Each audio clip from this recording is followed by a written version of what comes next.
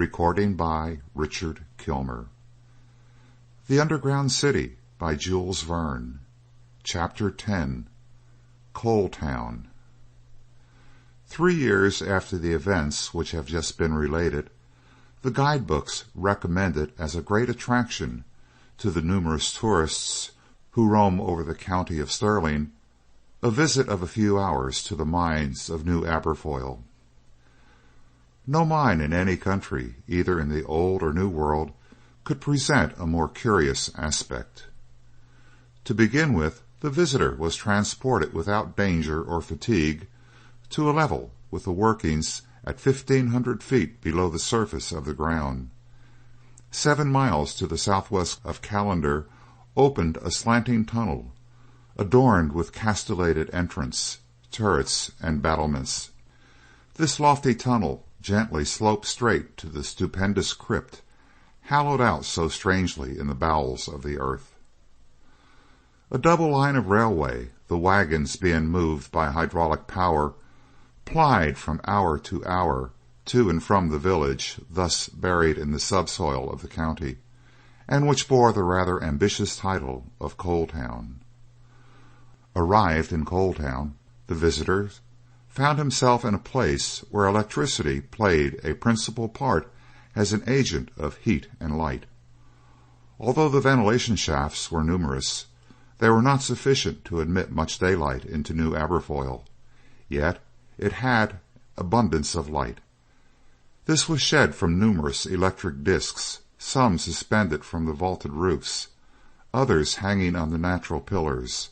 All, whether suns or stars in size, were fed by continuous currents produced from electromagnetic machines.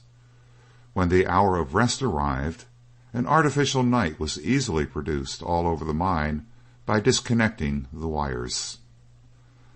Below the dome lay a lake of an extent to be compared to the Dead Sea of the Mammoth Caves, a deep lake whose transparent waters swarmed with eyeless fish, and to which the engineer gave the name of Loch Malcolm.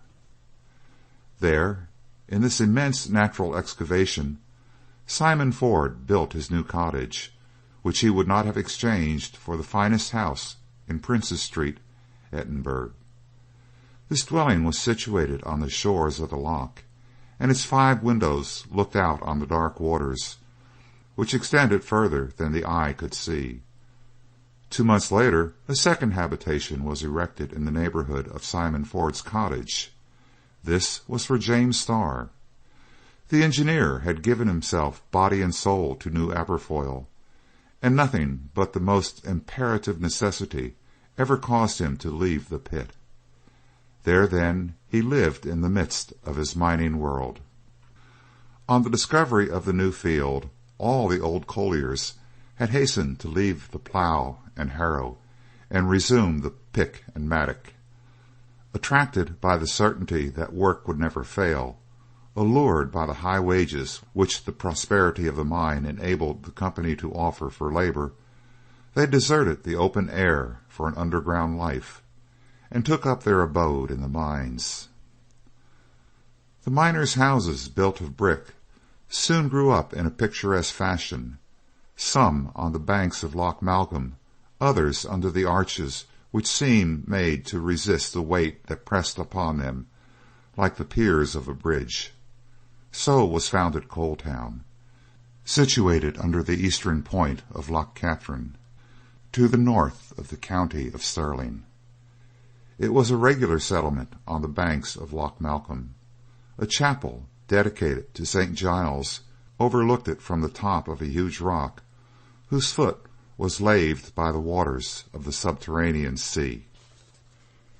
When this underground town was lighted up by the bright rays thrown from the discs, hung from pillars and arches, its aspect was so strange, so fantastic, that it justified the praise of the guidebooks, and visitors flocked to see it. It is needless to say that the inhabitants of Coal Town were proud of their place. They rarely left their laboring village, in that imitating Simon Ford, who never wished to go out again. The old overman maintained that it always rained up there. and considering the climate of the United Kingdom, it must be acknowledged that he was not far wrong. All the families in New Aberfoyle prospered well, having in 3 years obtained a certain competency which they could never have hoped to attain on the surface of the county. Dozens of babies, who were born at the time when the works were resumed, had never yet breathed the outer air. This made Jack Ryan remark, "It's 18 months since they were weaned, and they have not yet seen daylight." It may be mentioned here that one of the first to run at the engineer's call was Jack Ryan. The merry fellow had thought it his duty to return to his old trade. But though Melrose Farm had lost singer and piper, it must not be thought that Jack Ryan sung no more. On the contrary, the sonorous echoes of New Aberfoyle exerted their strong lungs to answer him. Jack Ryan took up his abode in Simon Ford's new cottage. They offered him a room, which he accepted without ceremony, in his frank and hearty way. Old Madge loved him for his fine character and good nature. She in some degree shared his ideas on the subject of the fantastic beings who were supposed to haunt the mine, and the two, when alone, told each other stories wild enough to make one shudder, stories well worthy of enriching the Hyperborean mythology. Jack thus became the life of the cottage. He was, besides being a jovial companion, a good workman. 6 months after the works had begun, he was made head of a gang of hewers. "That was good work done, Mr. Ford," said he, a few days after his appointment. "You discovered a new field, and though you narrowly escaped paying for the discovery with your life, well, it was not too dearly bought." "No, Jack, it was a good bargain we made that time," answered the old overman. "But neither Mr. Starr nor I have forgotten that to you we owe our lives."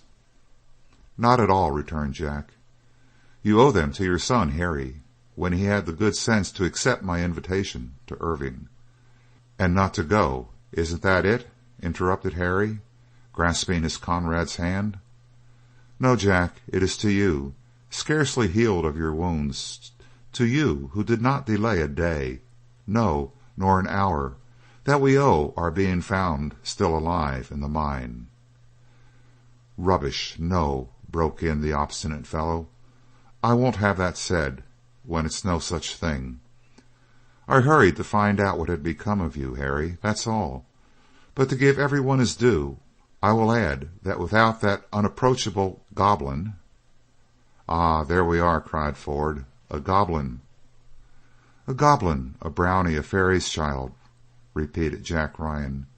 "A cousin of the fire maidens, an urisk, whatever you like. It's not the less certain that without it we should never have found our way into the gallery from which you could not get out." "No doubt, Jack," answered Harry. "It remains to be seen whether this being was as supernatural as you choose to believe." "Supernatural!" exclaimed Ryan. "But it was as supernatural as a will-o'-the-wisp, who may be seen skipping along with his lantern in his hand. You may try to catch him, but he escapes like a fairy and vanishes like a shadow. Don't be uneasy, Harry. We shall see it again some day or other." "Well, Jack," said Simon Ford, "will-o'-the-wisp or not, we shall try to find it, and you must help us." "You'll get into a scrap if you don't take care, Mr. Ford," responded Jack Ryan. "We'll see about that, Jack."